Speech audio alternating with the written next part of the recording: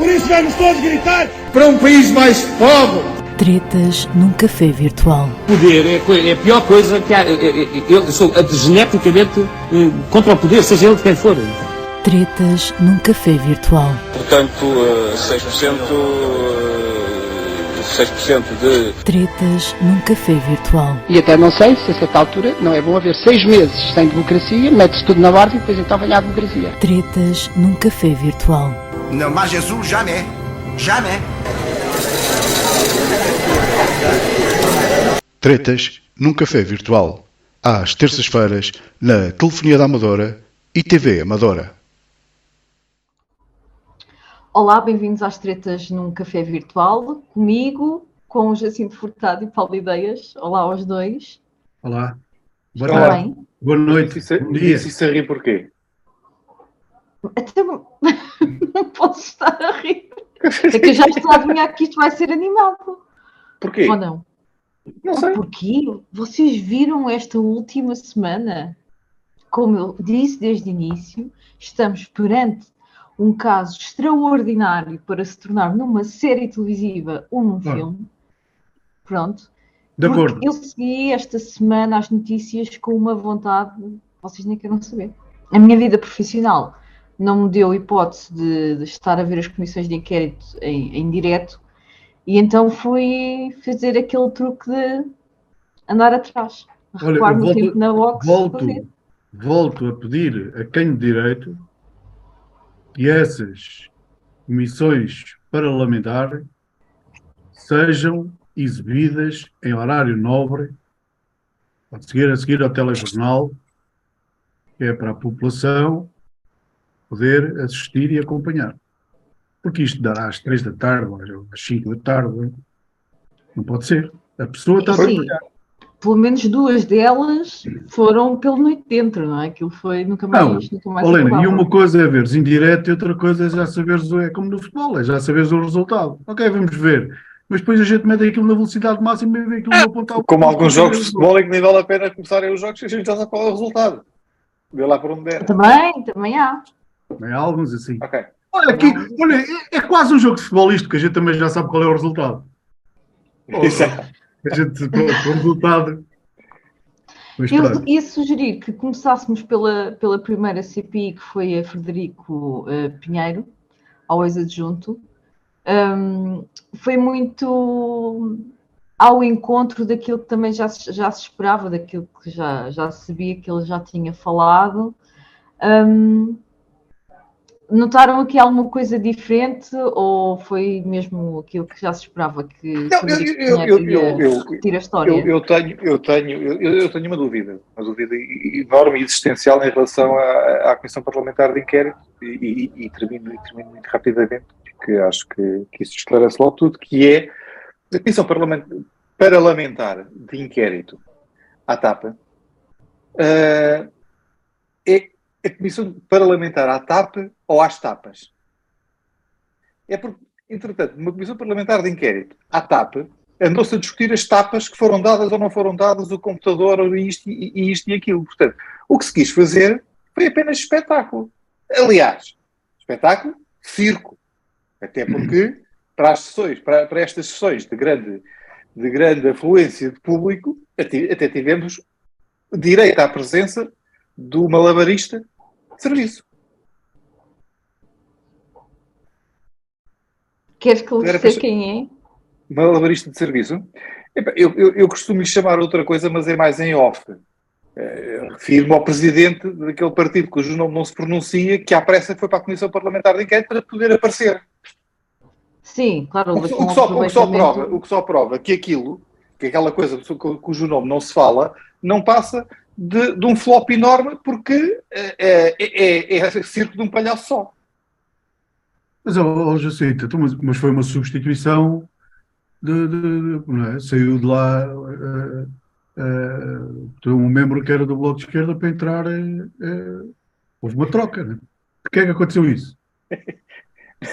Eu não sei, eu também só ouvi de relance, não sei porque é que a Maria Mortágua saiu da Comissão. Não, é porque foi o que eu fiquei, também, eu quando ouvi, não percebi bem porque é que houve a troca, Vamos voltar a levar isto para o futebol, parece aquelas trocas 68 minutos, sai Mariana Mortágua, entra.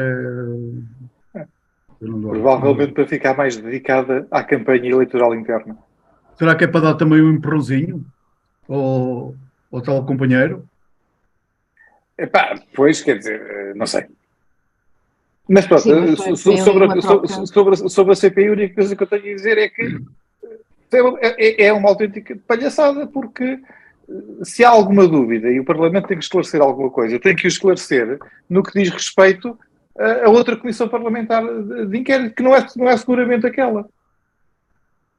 Aquilo ali foi só um lavar de roupa suja com assuntos que não têm rigorosamente nada a ver com o objeto daquela comissão. Paulo, partilhas da opinião do Jacinto ou achas que há aqui importância política, esta questão das tapas? A importância que isso é ameaçou, diz que dava 2 chocos, estivesse ali ao lado. O que eu tenho a dizer é isto, eu acho que no meu percurso de vida nunca vi coisa igual. Sinceramente, isto leva-me para outros países, que a gente às vezes vê na televisão certas e determinadas coisas que fazem nos parlamentos e nunca tinha assistido cá, é uma coisa do género. Podes falar, Não, tu estás um bocadinho aos soluços, Paulo, não deves estar aí com alguns cortes na net, mas ia a dizer, eu também não sei qual é a importância de um político prometer dar alguma coisa.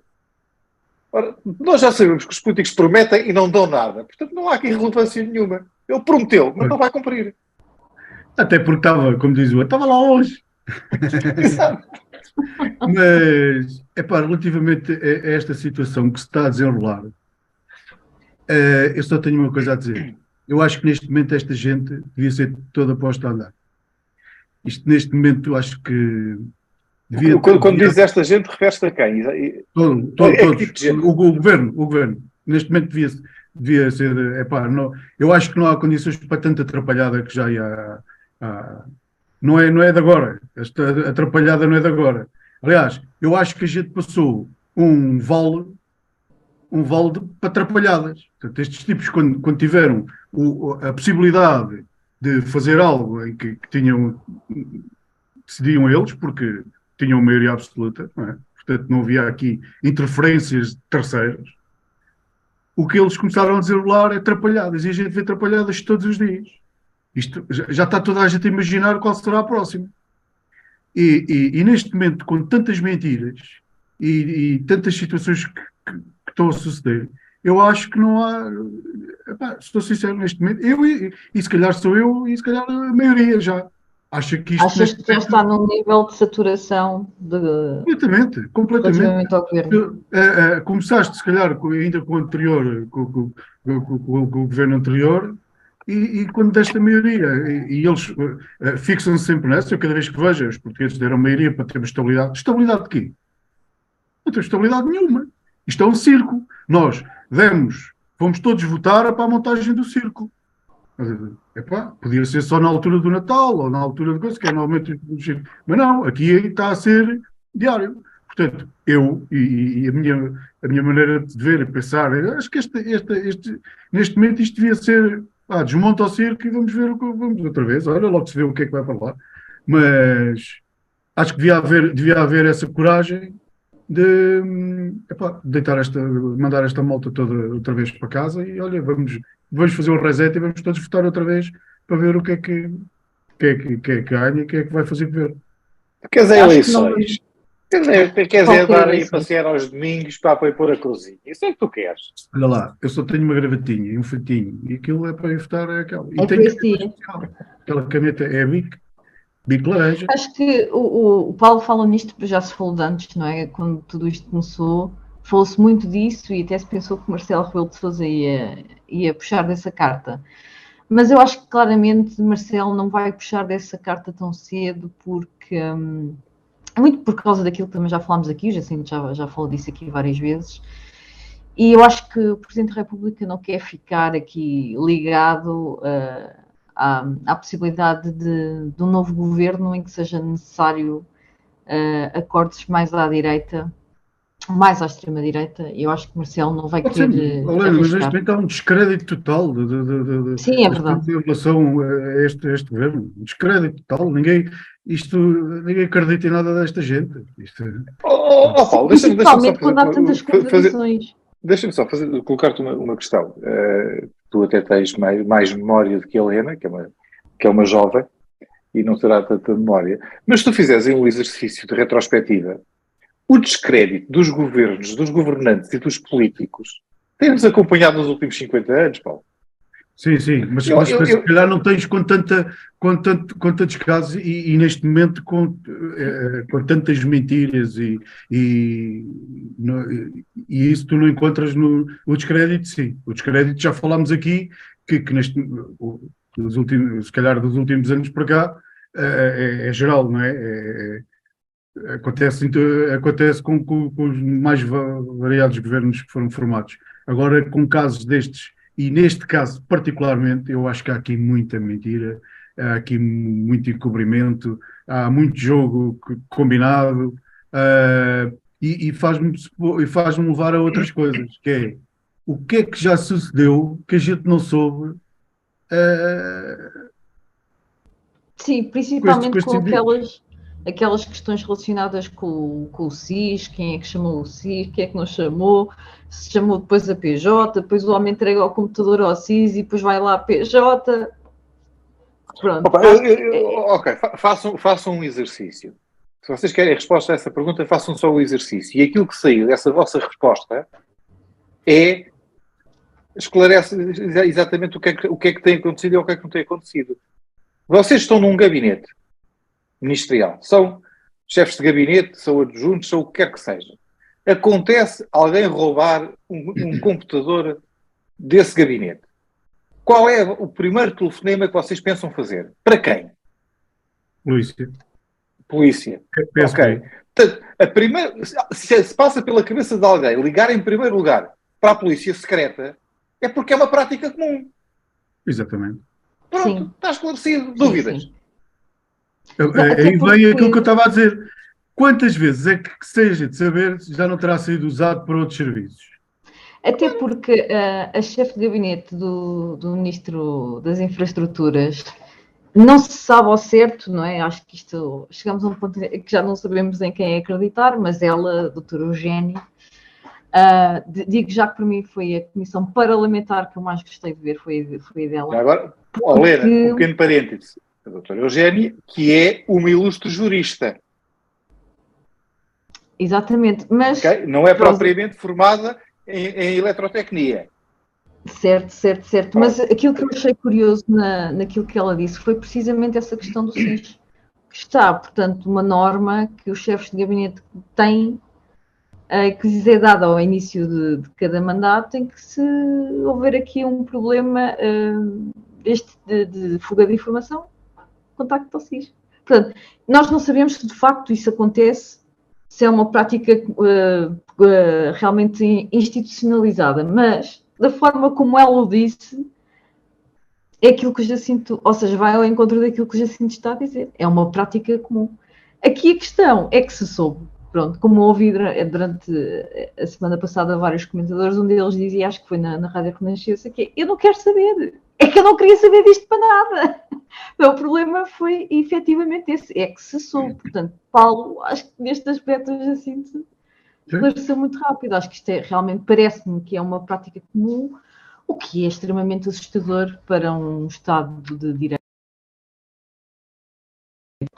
E com a nossa democracia, acho que é assustador estarmos a brilhar. O SIS desligou o microfone da Helena. Não foi eu que me enganei.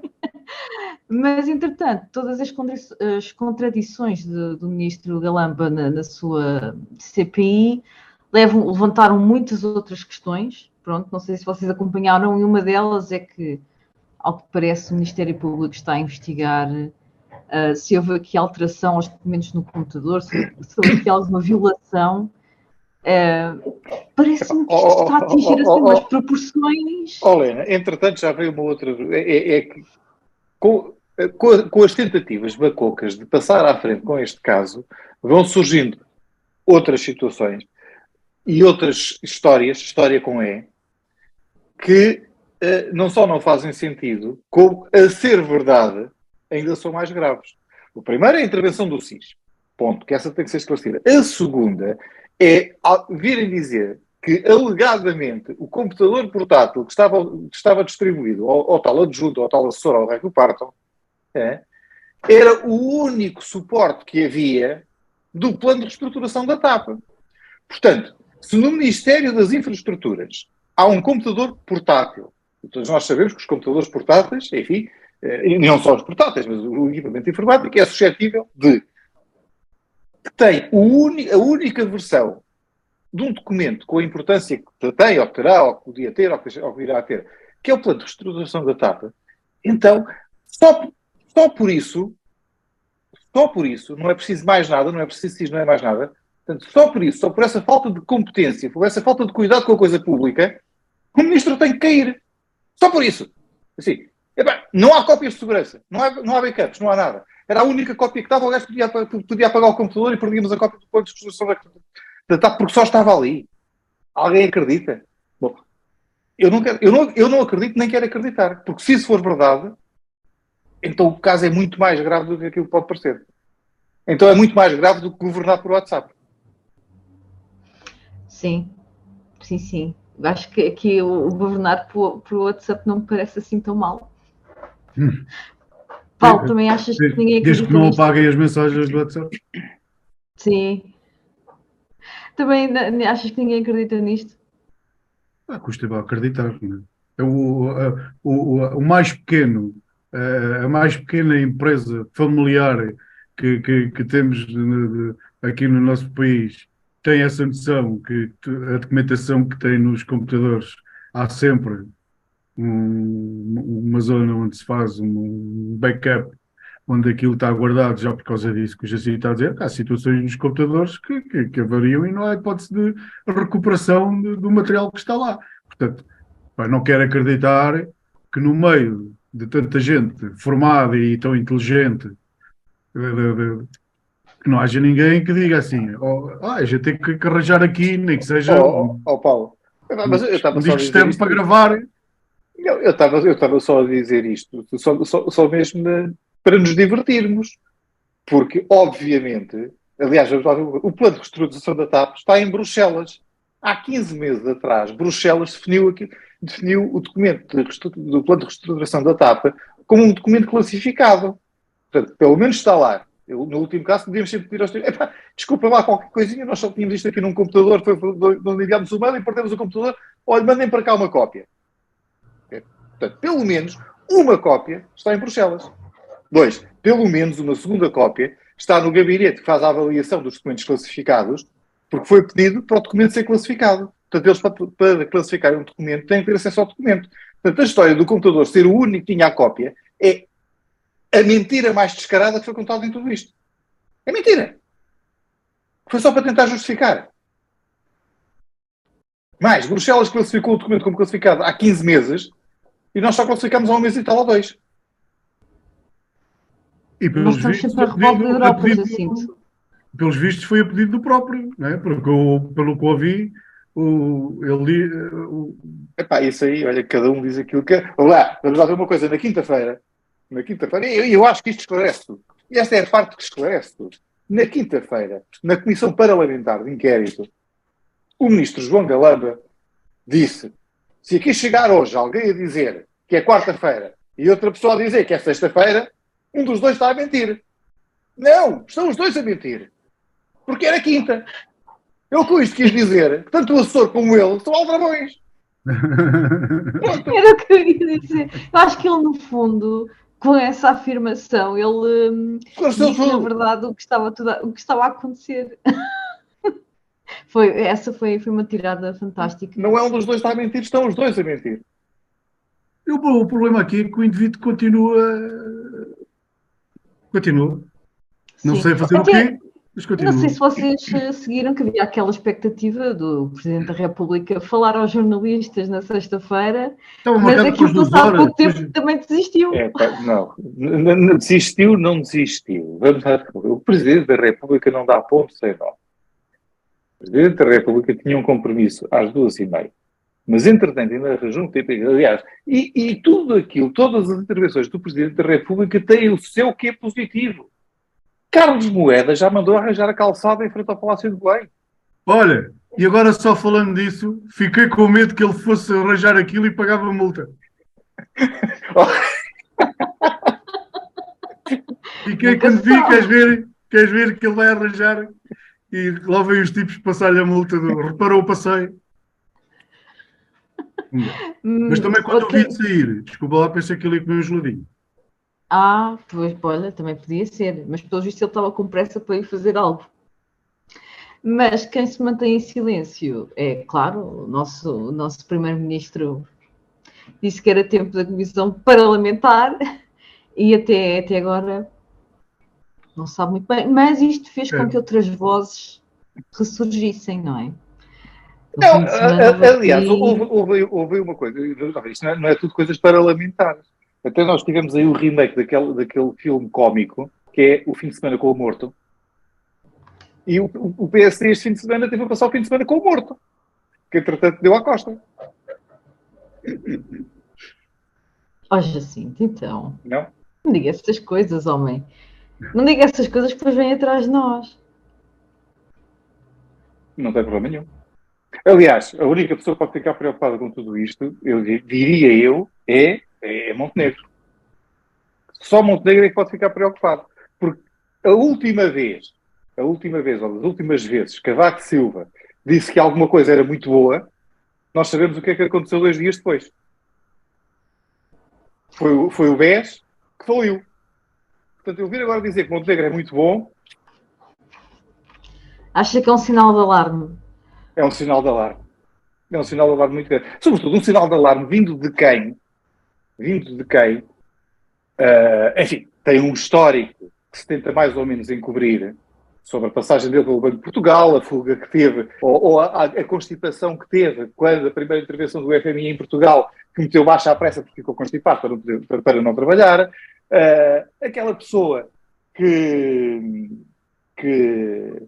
nunca explicou a questão do BPN, aquela pessoa que nunca explicou e até se esqueceu de onde é que fez a escritura da permuta da Casa da Coelha com a outra casa ao lado do seu amigo Oliveira Costa, aquela pessoa que teve como ministro Oliveira Costa, Dias Loura, etc. Aquela pessoa em relação à qual tem um genro que ainda não sabe muito bem como é que comprou o pavilhão Atlântico, porque não podia sequer, como tinha de liderar as finanças, não podia sequer participar num concurso público de aquisição. Enfim, é este tipo de pessoa que quer vir dar lições de moral. Ok, muito bem. Paulo, o Jacinto agora parecia que estava a jogar aquele jogo do quem é quem, não foi? Completamente. Com tantas características. Acho que é impossível não ver quem é. Quer dizer, ainda estou aqui um bocadinho na dúvida. Mas eu achei interessante foi o eco que isto teve na comunicação social, porque depois toda a gente falou sobre as declarações de Cavaco Silva, toda a gente comentou as declarações de Cavaco Silva. Sendo que a declaração mais importante, se bem que a declaração mais importante de Cavaco Silva é precisamente a declaração que ele não faz ou que ele faz de forma encapotada, que é aconselhar Montenegro a não revelar com quem se pode ou não aliar depois das eleições. O que Cavaco Silva quis transmitir a Montenegro foi, está lá caladinho, porque quando chegar à altura, se tiveres que fazer aliança com o Chega para governar, desde que chegas ao poder, fazes aliança com o Chega. Mas também é o Cavaco que nós esperamos. É aquele que foi o destruidor do nosso tecido empresarial. Destruiu pescas, agricultura, indústria, que utilizou subsídios da União Europeia para construir estradas e para construir empresas que enfim, que sabe aquilo que deu. Que nós atravessamos o nosso país hoje de um lado ao outro, temos o interior completamente deserto, temos o Alentejo ser uma única grande herdade em elaboração, temos a nossa indústria toda parada, destruída por Cavaco Silva, que não temos uma frota de pescas porque Cavaco Silva a destruiu, e é ele que acha que governa bem. pelo menos foi o que quis transparecer, mas isso que está a dizer é interessante, assim, porque eu acho que muito pouca gente falou sobre essa questão desse conselho dado a Montenegro naquele discurso. Toda a gente falou daquela questão passou um atestado de incompetência ao governo e que temos que ter outro governo, mas essa questão que eu acho que é de fundo, porque é aquela que quem poderia votar no centro-direita, acho que essa questão é quem preocupa verdadeiramente as pessoas que votam no centro-direita, porque as pessoas que votam no centro-direita não vão querer esta ligação ao Chega, muito embora, muito provavelmente seja necessária para o PSD governar. Mas essa questão de fundo, que é aquela também que Montenegro nunca responde, foge sempre, não é? Helena, e se nós recuarmos um bocadinho, e há muitas pessoas que têm esta postura, votam, não querem maiorias absolutas. Não querem maiorias absolutas. Então votam. Nós tivemos, por exemplo, o primeiro governo de Passos Coelho, muita gente que era do PSD, mas votou CDS. E que se sentiram defraudados, porque há uma diferença muito grande em haver uma aliança parlamentar, ou depois juntarem os votos, e isso é enganar o eleitorado e formarem governo. É diferente. Ok? E eu acho que isso tem que ficar muito claro. Isso devia ser obrigatório, inclusive, os partidos, quando se apresentam a eleições, dizerem: o nosso limite é este. Nós, se ganharmos e precisarmos, vamos procurar apoios parlamentares. Não vamos criar maiorias forjadas. Paulo, achas que há esta falta de transparência no PSD até agora, ou não? Sim, acho que a ideia que tenho é que estão preparados para isso mesmo, que estão preparados para se unirem. No entanto, o grande perigo é que as pessoas veem que não se revêem no partido do PSD e Luís Montenegro como alguém que pode vir a formar governo, porque além de não o conhecerem, eu acho que se calhar até o próprio partido há situações que se calhar só há meia dúzia de anos, ou se calhar nem chega a meia dúzia de anos, é que passaram a saber quem era Luís Montenegro. O problema que nós temos em Portugal é esse mesmo. Não temos alternativa. Não existe. Não, é complicado. Por isso é que vamos voltar a ter quando formos chamados às urnas, vamos voltar a ter aqueles resultados porreiros daquela. Da abstenção. Se tiver bom tempo. Não sei quando. Não sei sinceramente não sei quais são as próximas, nem qual é a altura das votações. As próximas é para o ano as europeias, se eu não estou enganado. Europeias. Sim. As europeias, se até lá continuarmos com estes lamentares todos, vamos chegar às europeias e então ainda é pior, porque eu penso, dá-me a ideia que quando é para as europeias ainda há mais gente que se o caracol estiver bom, é melhor ir ali comer o caracol. Isto também é para as europeias. Olhem, pronto, eu ainda queria aqui, não sei se vocês queriam comentar a Operação Babel, não sei se têm 1 milhão de euros para apresentar de calção. Não. Eu, por acaso, achei graça. A ligeireza do empresário israelita. Tem aqui 1 milhão de euros, obviamente, que vou sair, amigos. Sim, então. Não, pronto, é só para saber. É que se tiverem, se um dia me acontecer alguma coisa... Não, só preciso 1 milhão de euros para tu saíres, não peças a mim.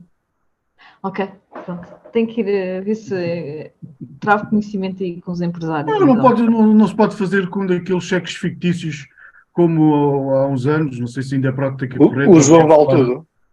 Que dava-se entrada com ele nas finanças para desbloquear e depois de estar desbloqueado, cheque, olha... Desculpa, eu pensei que tu ias falar de outra coisa, que é um ex-presidente teu.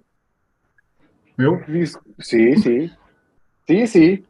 Que comprou um jogador qualquer a um clube inglês e que já tinha mandado o cheque, e o cheque nunca mais aparecia e depois mandou o cheque por fax. Então, e não pode ser aquilo é papel. Mas isto que eu estava-vos a contar é uma situação que há uns anos, hoje em dia não sei se é possível, ouvia falar até dos clubes que tinham que pagar as dívidas às finanças para poderem entrar na época seguinte livres de finanças. Então os clubes, como não tinham dinheiro, iam lá com um cheque, E pronto. faziam o pagamento às finanças emitem penso eu que era assim que faziam, liga de futebol, a liga aceitava, fazia a inscrição e o cheque era borracha. Olha, sim senhor, nós realmente pode desenrascar que somos uma coisa fantástica. Estamos a chegar ao fim do nosso tempo. Vou deixar a minha sugestão e depois passo para ti, Paulo. Vou sugerir a bola para ti. Vou sugerir às pessoas para visitarem o Oceanário, que faz 25 anos, fez 25 anos ontem, portanto 25 anos da Expo 98. E deixo aqui o convite às pessoas para visitarem este espaço, que é fantástico. Acho que é um dos espaços mais bonitos que temos acesso a quem está aqui perto da área metropolitana de Lisboa. Por isso, visitem o Oceanário. Não é muito barato, é verdade. O preço dos bilhetes varia entre os 15 e os 22 euros, mas aconselho a verem e a comprarem o bilhete online, que é possível fazê-lo, para evitar filas de entrada, e visitem, porque vale sempre muito a pena ver todas aquelas espécies marinhas. Exatamente. Paulo, passo-te a bola assim, olha, toma, com muita água à mistura.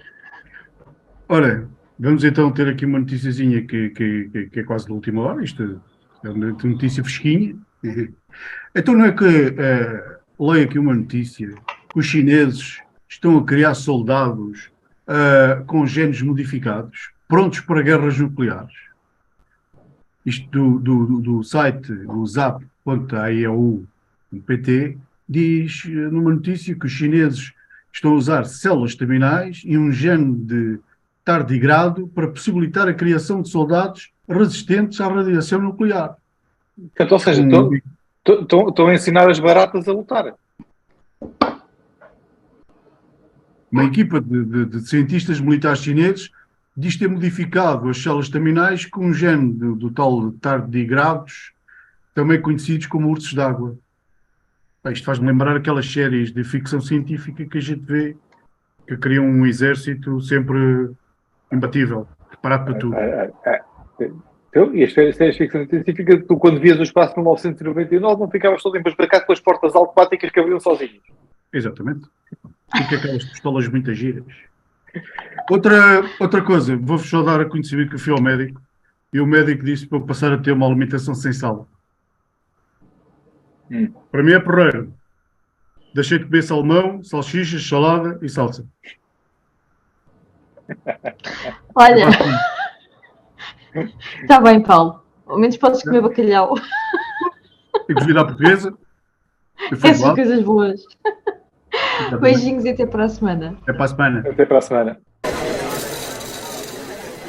Por isso vamos todos gritar para um país mais pobre. Tretas num café virtual. Poder é a pior coisa que há. Eu sou geneticamente contra o poder, seja ele de quem for. Tretas num café virtual. Portanto, 6% de... Tretas num café virtual. E até não sei se a certa altura não é bom haver 6 meses sem democracia, mete-se tudo na ordem e depois então vem a democracia. Tretas num café virtual. Non, mas Jesus, jamais. Jamais. Tretas num café virtual. Às terças-feiras, na Telefonia da Amadora e TV Amadora.